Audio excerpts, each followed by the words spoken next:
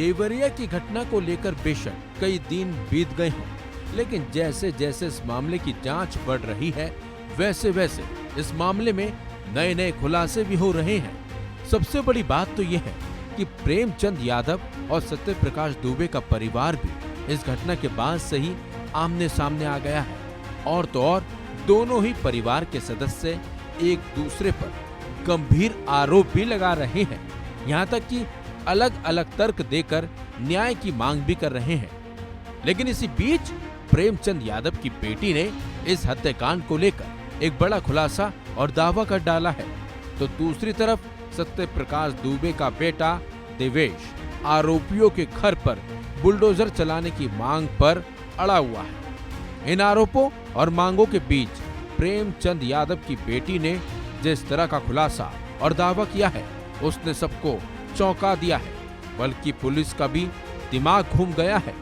हुआ यह है कि प्रेम यादव की बेटी ने बड़ा आरोप लगाते हुए कहा है कि देवेश ने उसके पिता की हत्या की है, जिस पर देवेश ने भी जवाब देते हुए कहा कि घटना वाले दिन वो मौके पर था ही नहीं। आइए आपको बताते हैं कि इस मामले पर दोनों ही परिवार के बच्चों ने क्या और कैसे आरोप लगाए हैं।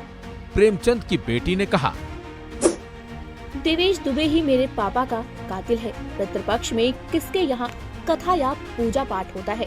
वैसे भी सुबह 6 बजे बारिश हो रही थी, तो वो कैसे बाहर गया। देवेश को विधायक भी सपोर्ट कर रहे हैं और सरकारी नौकरी देने की बात हो रही है। हमारे साथ भेदभाव हो रहा है। सरकार हमारी कोई बात नहीं सुन रही। वहीं जब प्रेमचंद की बेटी से पूछा गया कि प्रेमचंद यादव की हत्या कैसे हुई, तो उसने बताया कि उस दिन किसी का कॉल आया था पापा के पास, जमीन से रिलेटेड। पापा बोले अभी देख कर आता हूँ। पापा बाइक से खेत पहुँचे तो देवेश उनकी बाइक उठाकर अपने दरवाजे पर ले गया। जब पापा बाइक लेने गए तो देवेश ने पीछे से हमला कर दिया।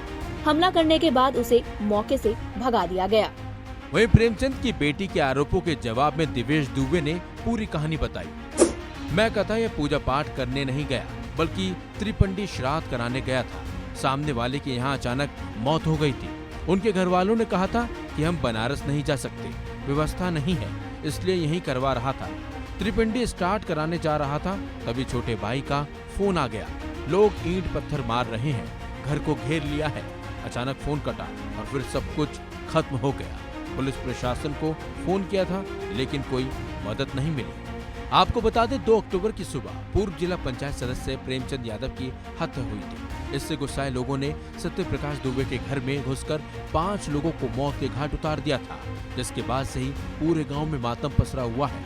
लेकिन अब दोनों ही परिवार के लोग न्याय की मांग कर रहे हैं। इस खबर में बस इतना ही। अपडेट्स के लिए बने रहिए वन इंडिया हिंदी के साथ।